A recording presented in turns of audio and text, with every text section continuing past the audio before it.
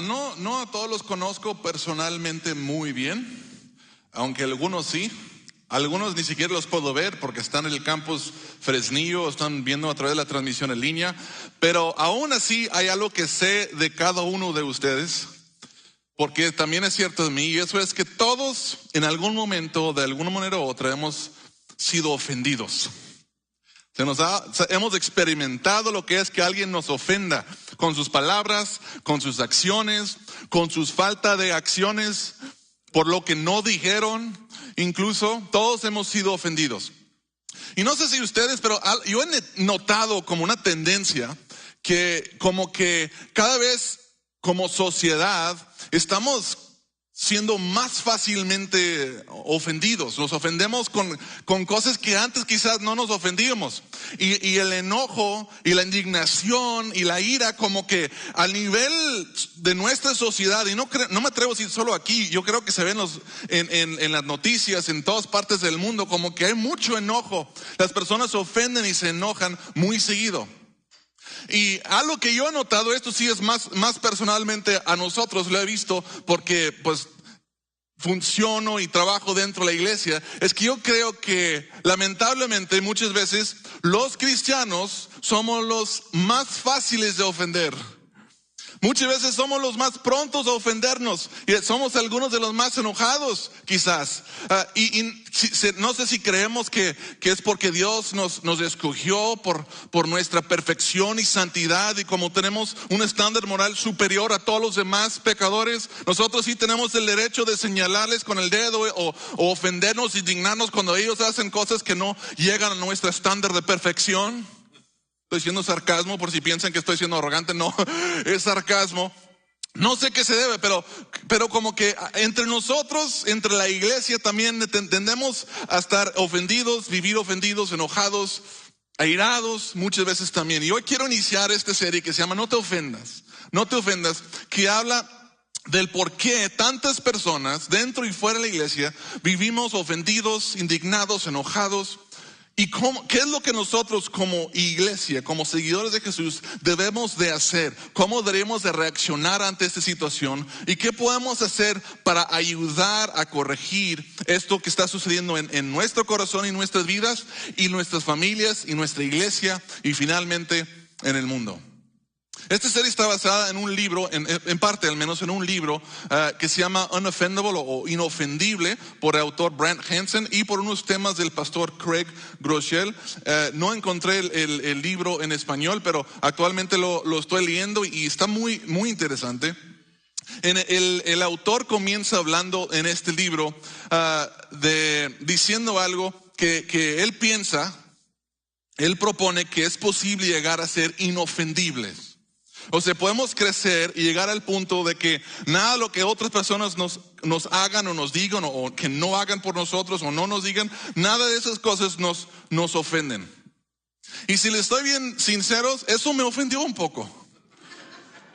Porque si él supiera las personas que hay en mi vida, los criticones, los todos de sus actitudes, los arrogantes, los que son de las personas con que yo me topo en la calle y en todos lados, él nunca diría eso. Bueno, y eso es que yo tengo una concha gruesa. Yo no me ofendo fácilmente. Para que alguien me ofenda, apenas que me critiquen a mi esposa, ahí sí me ofendo. Que me critiquen a mi esposa, o que le digan algo a mis hijas, o que critican la iglesia, o la manera que predico, o la manera que me he visto, o el peso que tengo. Bueno, no, creo que sí me ofendo fácilmente. A lo mejor no tengo mucha autoridad para hablar, pero lo que sí he descubierto al estar leyendo este libro es que yo tengo áreas de mi vida en las que yo necesito trabajar. Necesito sanidad en mi vida y necesito crecer. Yo quiero llegar a ser inofendible, porque cuando las ofensas nos llegan, eso despierta el enojo, la ira, y muchas veces nos termina controlando eso y hacemos cosas de las cuales nos arrepentimos. Y si no nos arrepentimos, deberíamos arrepentirnos, porque no son las mejores acciones que debemos estar tomando. Y en estas próximas semanas les advierto que me voy a arriesgar a ofenderles con la verdad. No solo por ofenderles y ser ofensivos, sino con el fin de ayudarles a superar algunas ofensas, ayudarles a que no sean tan fácilmente ofendidos y quizás incluso superar algunas áreas de rencor que ha estado afectando tu vida desde hace años. Pero la verdad es que mis palabras ni este mensaje, esta serie de mensajes puede ayudarnos. Necesitamos totalmente de la ayuda de Dios para que eso suceda. Así que yo quiero iniciar ahora, antes de entrar en el tema, con una oración, pidiendo que Dios obre en nosotros y por medio de su palabra durante este próximo mes, y que todos podamos experimentar esa sanidad y crecer como Dios quiere que crezcamos. Así que vamos a orar juntos. Padre Celestial, venimos ante ti esta mañana reconociendo que tú eres santo y eres bueno y que tienes buenos planes para nosotros y que nosotros tenemos mucho que mejorar y mucho que crecer. Y Padre, yo sé que entre los que estamos aquí hay muchas personas que han experimentado desde pequeñas ofensas hasta ofensas muy grandes y muy dolorosas, Padre. Por eso venimos ante ti pidiendo ayuda, reconociendo que necesitamos de ti, y pedimos que tú traigas sanidad y que nos ayudes a entender qué es lo que quieres que hagamos y que nos des el poder para poner en práctica lo que quieres que hagamos. Y todo esto lo pedimos en el poderoso nombre de Jesús. Amén. Amén. Bueno, para comenzar vamos a leer un pasaje de un libro que escribió el medio hermano de Jesús, Santiago. Santiago escribió en el primer capítulo de su libro, el versículo 19, lo siguiente, y habla directamente del enojo. Dice: mis queridos hermanos, tengan presente esto. Todos deben estar listos para escuchar, lentos para hablar y para enojarse. Listos para escuchar, lentos para hablar y lentos para enojarse.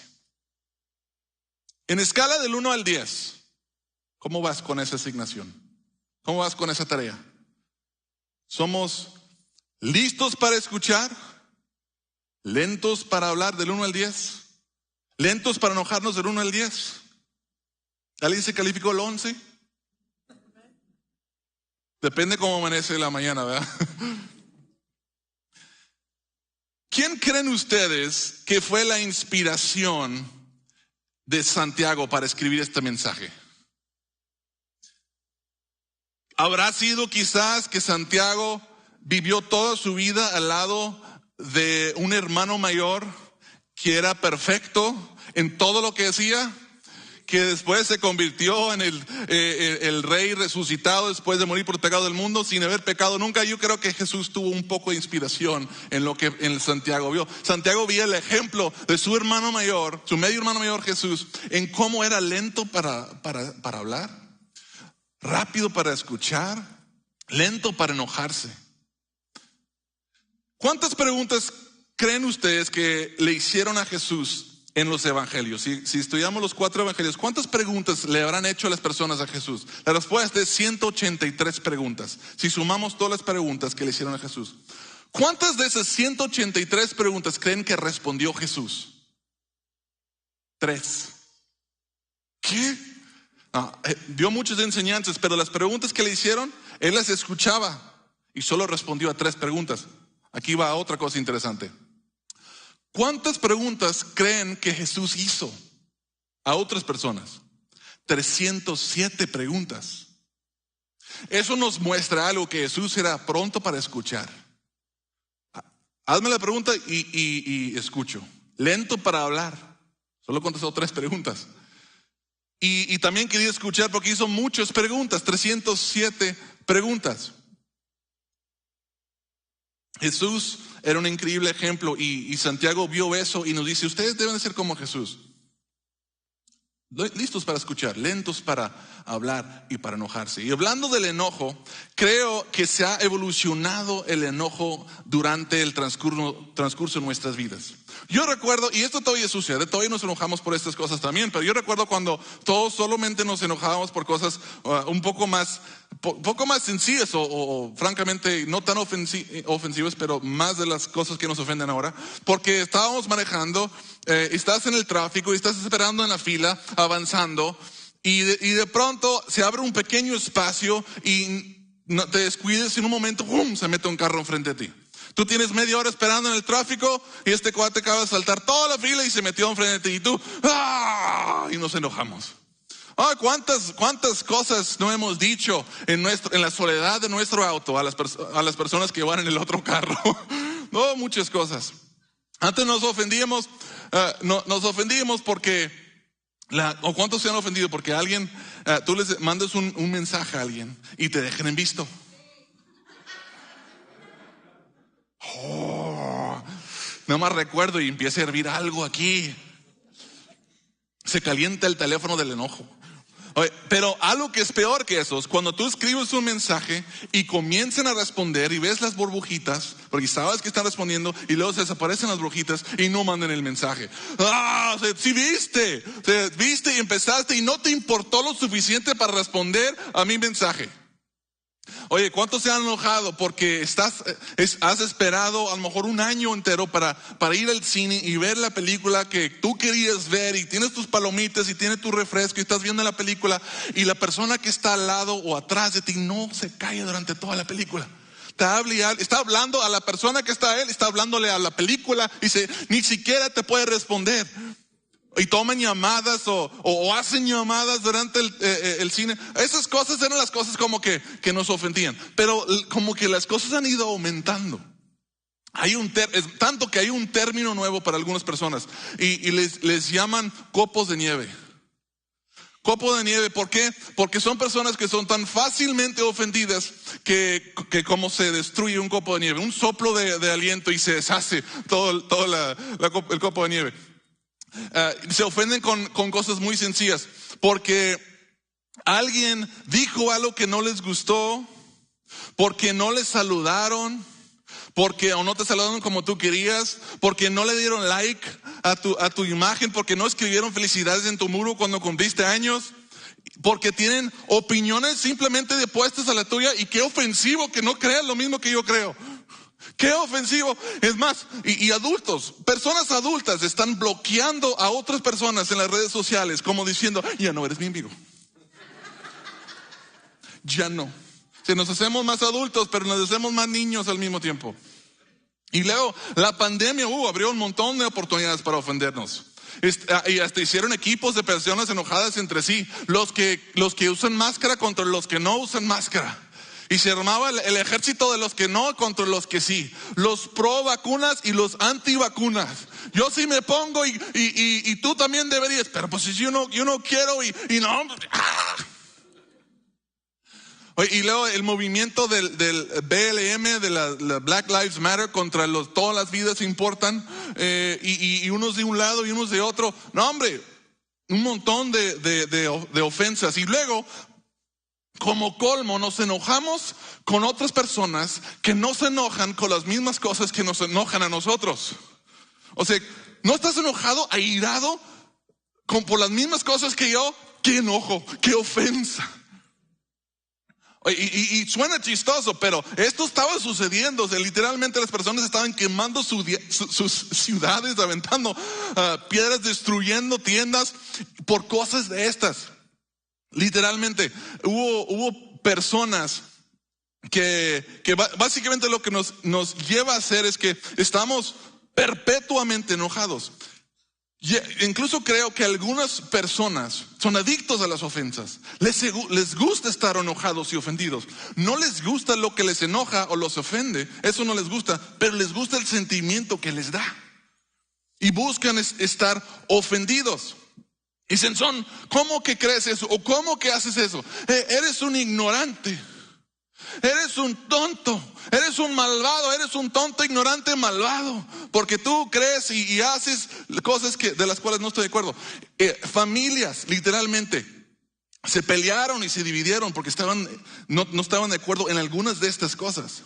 Iglesias se han dividido. Gente se ha ido de la iglesia. Decepcionados y enojados. Se han dividido por algunas de estas cosas. Pensando en todo eso, les hago esta pregunta. ¿Crees que todo este enojo y todas estas ofensas, crees que todo eso agrada a Dios? Aquí va otra. ¿Crees que eso está ayudando la situación? Tanto ofensa, tanto enojo. ¿Tu enojo está produciendo los cambios que el mundo necesita? ¿Tú crees que tanta ofensa, eso está transformando el mundo y convirtiéndolo en un mejor lugar? ¿Qué tal está acercando las personas a Jesús? Está llevando a las personas a tener vidas de más libertad y de más gozo y de más amor y más paz. La respuesta a estas preguntas es no, y no porque yo lo digo, es porque Santiago, el medio hermano de Jesús, en el siguiente versículo nos dice lo que sucede con nuestra ira humana. Voy a repetir lo que leí hace un momento. Dice: mis queridos hermanos, tengan presente esto: todos deben estar listos para escuchar y lentos para hablar y para enojarse, pues la ira humana no produce la vida justa que Dios quiere. Por cierto, si alguien siente que estoy siendo insensible o estoy juzgando severamente a las personas, primero quiero decirles que cálmense, eso me ofende mucho. No, pero ya en serio, no estoy juzgando a las personas, porque yo mismo he caído en esto. Yo mismo, hubieran visto como algunas pláticas, algunas juntas del staff de nuestro liderazgo se puso durante la pandemia. Estábamos discutiendo de que las máscaras, que las vacunas y que se debe y que no se debe. O sea, todos, y algunos como que, yo creo, y todos hemos sido víctimas de eso. Todos tenemos mucha área que mejorar, que crecer y mucho que aprender, incluso cosas que se necesitan sanarse. Pero según Santiago, la ira humana no produce la vida justa que Dios quiere. Tu ira humana no produce la justicia que Dios desea. ¿Qué significa esto? ¿Qué significa en términos prácticos? Que cuando tú te enojes con alguien por algo que dijeron o algo que no dijeron, por algo que hicieron o algo que no hicieron, cuando tú te enojas con esa ira humana que todos hemos experimentado, no da como resultado lo que le agrada a Dios, lo que honra a Dios y lo que Dios quiere. No da como resultado eso. Nuestra ira humana no produce la justicia que Dios desea. Y quizás tú le dices, como yo he dicho muchas veces, es que tú no entiendes por qué estoy enojado. Es un enojo justo. Es una ira santa, porque estoy enojado contra el pecado. Y quizás sí sea un enojo contra un pecado. Pero saben, otra cosa es que la mayoría de las veces que nos llenamos de esa ira santa, de ese enojo justo, es contra los pecados de terceras personas, no las nuestras. No nuestros pecados, contra terceras personas. Es posible, si somos muy honestos, que quizás no sea una ira santa, quizás es una ira fariseica. Yo tengo la razón y ellos no la tienen. Ellos están mal y mira cómo yo no estoy mal en esta área. Y nos enojamos. Como cristianos es muy fácil enojarnos y juzgar a otros por sus palabras profanas, pero ignorar o dar gracia a nosotros mismos por nuestro orgullo. Resalto el error de los demás y escondo y minimizo lo que yo estoy haciendo mal. Me enojo y juzgo a otros por sus pecados sexuales, pero ignoro o doy gracia a mí mismo por mi lengua chismosa. Enojo y juzgo a otros por sus adicciones, pero ignoro o doy gracia a mí mismo por mi glotonería. Ouch. Te dije que lo voy a defender a todos, a todos. Me enojo porque otros roban y estafan, pero ignoro, doy gracias por mi egoísmo. Me enojo y juzgo a otros por su falta de amor por Dios y otros, pero ignoro o doy gracia a mí mismo por mi desobediencia y mi rebeldía. Todos tendemos a creer que nuestro enojo es justo. Porque es nuestro enojo, porque es mi enojo. Y es justo. Pero ¿qué tal te está funcionando eso? ¿Cómo ha mejorado ese enojo a tu matrimonio? A tus amistades. a tu familia, a tus hijos, a tu iglesia, a tu ciudad. ¿Cómo vamos con eso?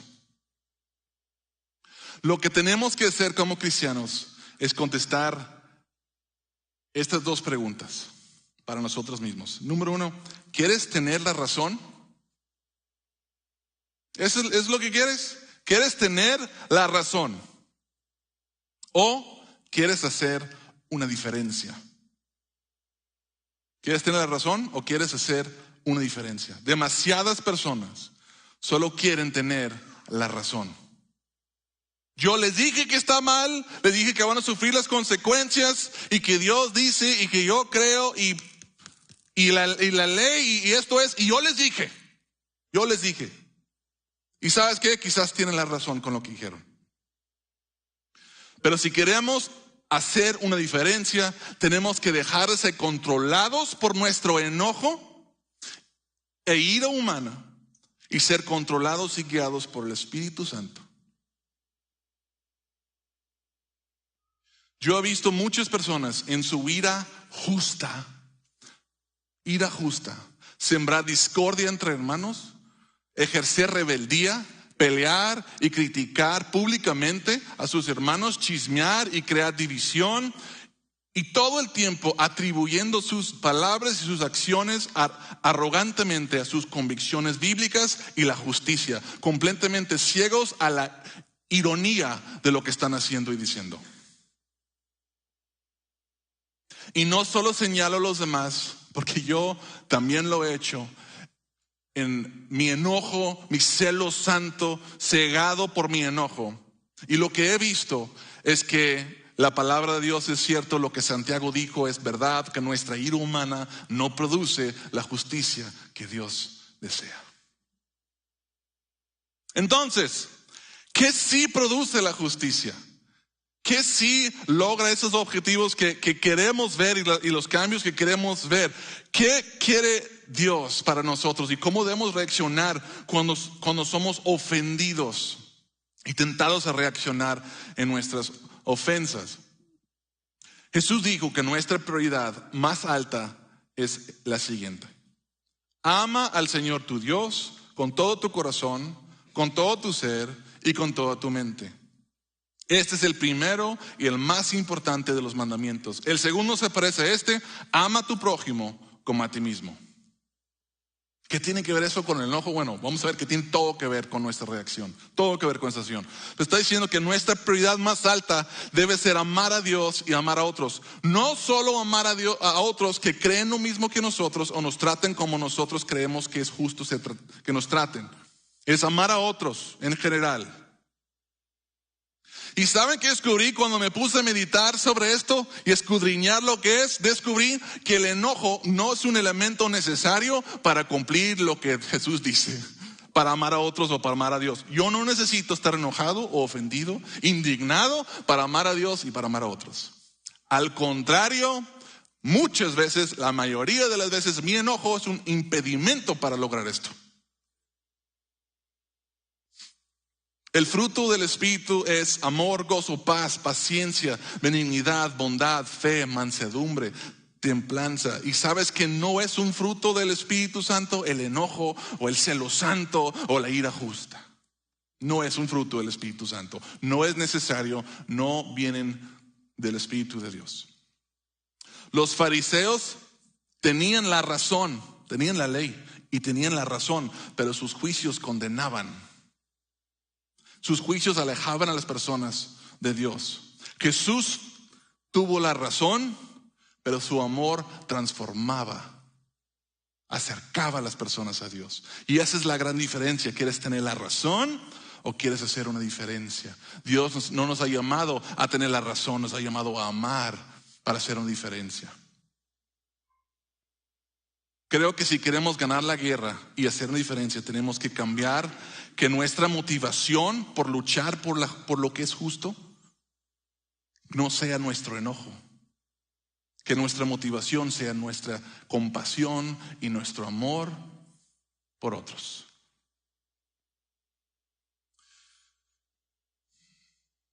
Hay un dicho muy común que dice: el que se enoja pierde. ¿Cuántos le han dicho eso? ¿Cuántos han perdido?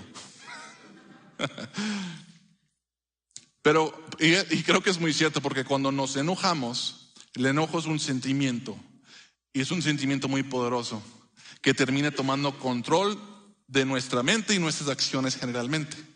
Así que cuando estamos enojados es bien difícil estar sometidos a la voluntad de Dios y el Espíritu de Dios. Tendemos a ignorar lo que otros dicen y lo que Dios dice cuando estamos enojados.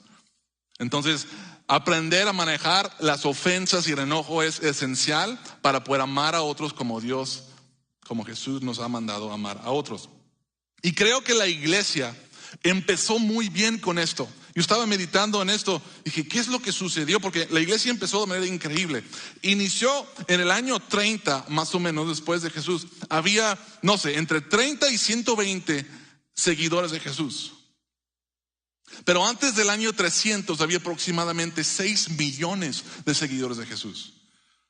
Ni siquiera hice los cálculos para saber cuánto porcentaje es eso, un incremento, pero es increíble cuánto creció. La iglesia estaba amando a Dios, amando a otros y compartiendo el amor de Jesús con otros, compartiendo la verdad de Dios con otros. Y estaba funcionando de manera fenomenal. Y creo que era más fácil hacerlo porque eran pocos y los de afuera eran muchos. Y pues si quisiéramos maltratarnos o buscar nuestra propia justicia, no lo podríamos hacer como quiera porque son demasiados. Pero después de llegar a cierta posición y después de que la cristiandad entró en el tema de poder y la política, la cristiandad se dio cuenta que no tenían, para convertir a otras personas, no tenían que amarlos, podían forzarlos. Y la cristiandad dejó de ser lo que les estaba funcionando. Y de hecho esa mentalidad llevó a la cristiandad a la época más oscura de su historia. Se hicieron cosas de las cuales nos sigue dando vergüenza.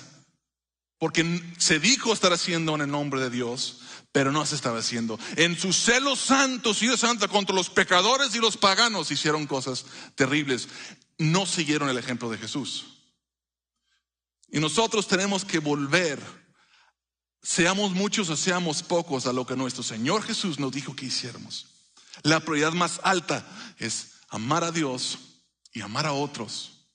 Tenemos que hacerlo, es la manera que haremos la diferencia que buscamos. Entonces, ¿cómo podemos dejar de ser controlados por el enojo? ¿Cómo podemos hacerlo? 2 cosas y vamos a ir rápidos. La primera es, baja tus expectativas de otros. Baja tus expectativas de otros.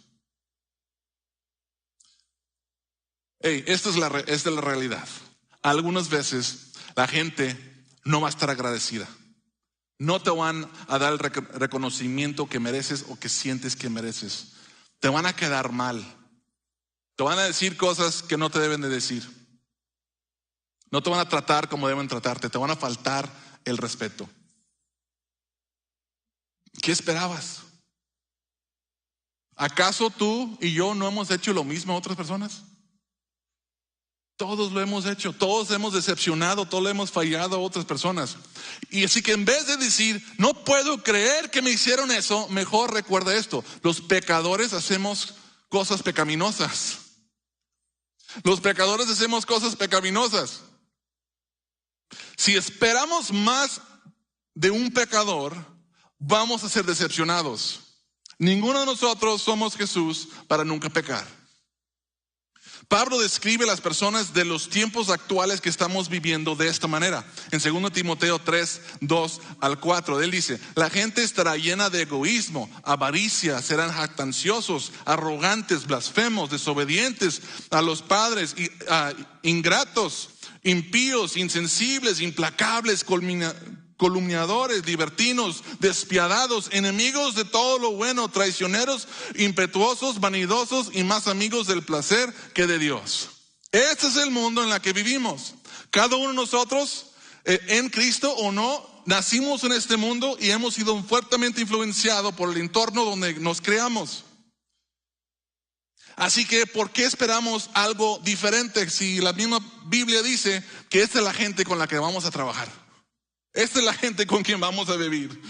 Y ni uno de nosotros somos Jesús para ser salvos y dejar de pecar completamente. Y nosotros nos sorprendemos cuando no nos regresan la llamada o nos dejan en visto o se meten en el tráfico. Los pecadores hacen cosas pecaminosas. Yo te voy a decepcionar.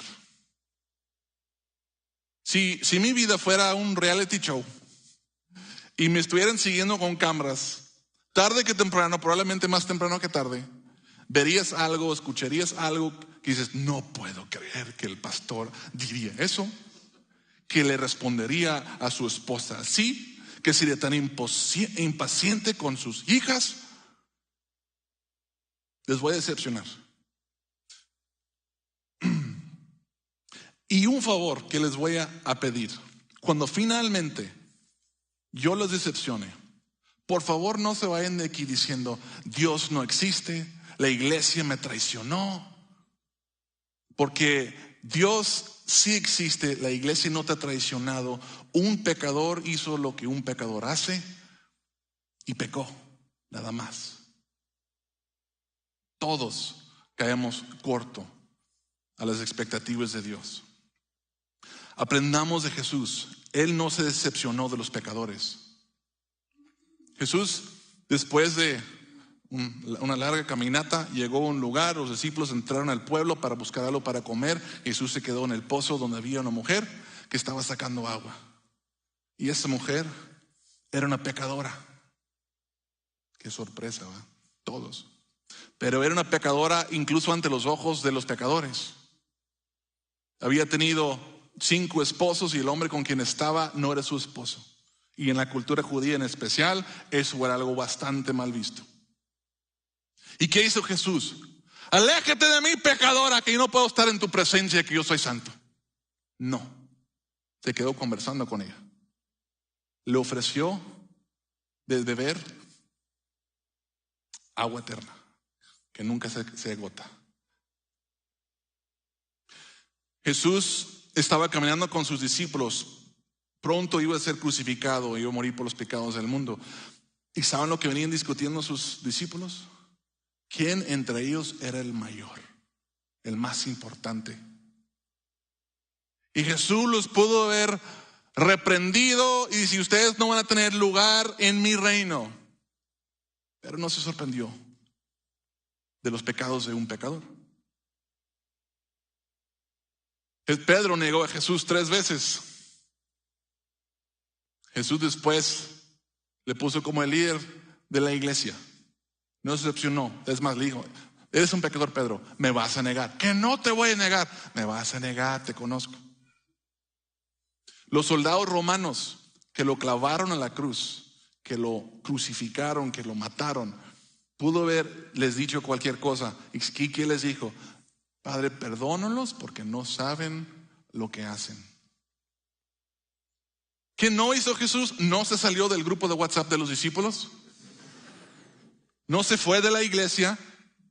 No hizo una publicación exponiendo los errores de todos sus discípulos o las personas que le hicieron mal. No tomó venganza en sus manos. Si alguien tenía derecho de hacerlo en toda la historia, con ahora sí una ira justa, con un celo santo y perfecto, el que tenía derecho de hacerlo era Jesús.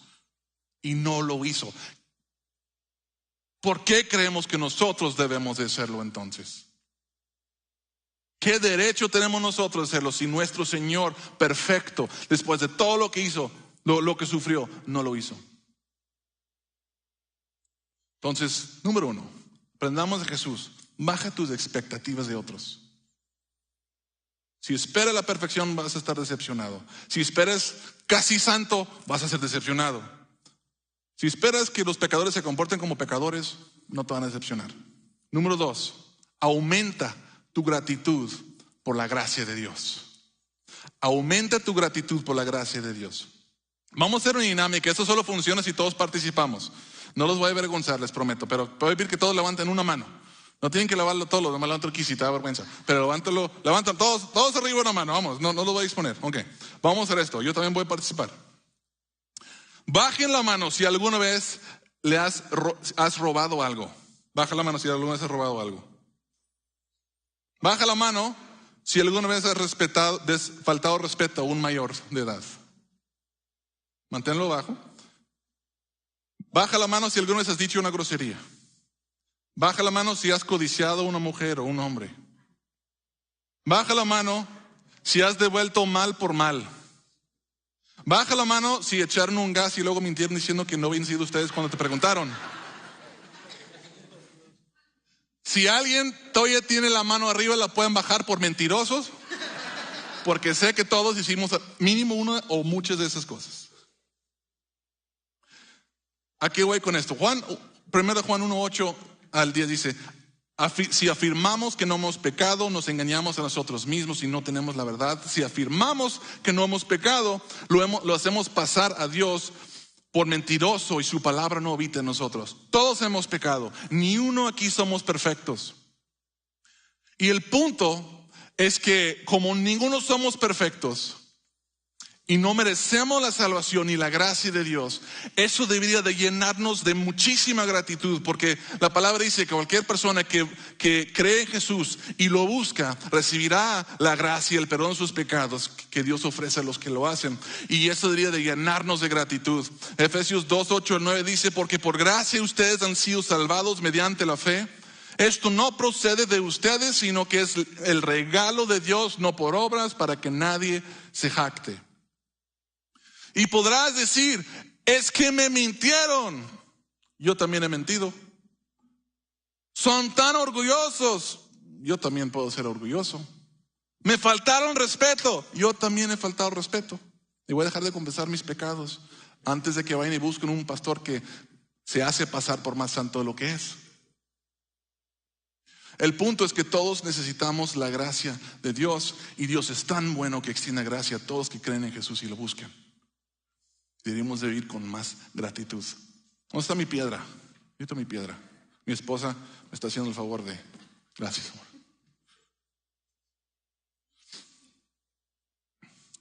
No quiero minimizar la ofensa que te hayan hecho o el dolor que te hayan causado. Algunos de ustedes han sido ofendidos, lastimados, más allá de lo que yo alcanzo a comprender. Han sido traicionados, algunos han sufrido abuso, han sido traicionados, engañados. Y no me puedo imaginar, porque no está en tu lugar lo que ustedes sintieron. Pero algo que sí sé, ofensas grandes o pequeñas, hay algo que tendemos a hacer.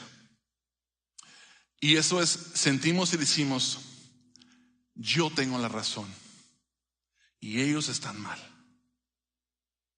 Mi ira está justificada porque es mi ira y yo sé. Y si te descuides, usarás tu ira como justificación para levantar una piedra. Y al inicio lo vas a levantar con el deseo de hacer justicia y arrojarlo contra la persona que te hizo mal en esa área. El detalle es que aun y cuando lo hacemos, tendemos a volver a levantar la piedra. Y podemos convertirnos en personas que estamos cargando con la piedra donde sea que vayamos, solo esperando que alguien haga algo que traiciona nuestro sentido de justicia, que alguien nos ofenda, y estamos más que listos para expresar nuestra ira y enojo. En Juan 8 había una mujer que había sido sorprendida en adulterio. Y los hombres que la atraparon, la llevaron ante Jesús para ponerla a prueba, y estaban ellos enojados con ella, listos, habían tomado piedras para matarla. Y cuando la trajeron ante Jesús, Jesús no dijo nada. Se agachó, se puso a escribir algo en el suelo, algo en la arena. No sabemos qué era, pero algunos creen que Jesús empezó a escribir el nombre de los pecados de todos los que traían las piedras habían cometido. Y cuando haya terminado de escribir, se puso de pie Jesús y les dijo: cualquiera de ustedes que esté libre de pecado, entonces sí, arrojen la primera piedra. ¿Saben qué no hizo Jesús? No se llenó de ira santa. y condenó a la mujer. Le extendió gracia. Dijo, yo no te condeno, ahora vete y no peques más. Hay tantas injusticias en este mundo que rompen el corazón de Dios. Y es fácil para nosotros enojarnos y buscar nuestra propia justicia. Pero no nos corresponde hacer la justicia, le corresponde a Dios. Además, es casi imposible amar a Dios y obedecerle y al mismo tiempo estar enojados. Así que tenemos que aprender del ejemplo de Jesús. Bajar nuestras expectativas aumenta nuestra gratitud por los demás para no estar cegados por nuestro enojo. Y por amor a Dios, suelta la piedra. Jesús no nos llamó para tener la razón. Nos llamó para amarlo a Él, amar a otros y hacer buenas obras. Y es nuestra misión como iglesia. No es nuestra misión señalar a otros y criticar a otros y juzgar a otros, porque no puedo creer que ellos harían esos pecados. Es nuestra misión buscar conectar a las personas con el Salvador que tanto necesitamos, porque todos hemos pecado. Y después de eso, ya que lo conozcan, conectarlos con la familia e iglesia. Y para mantener este vínculo de unidad tenemos que soltar las piedras, dejarse de tan fácilmente ofendidos.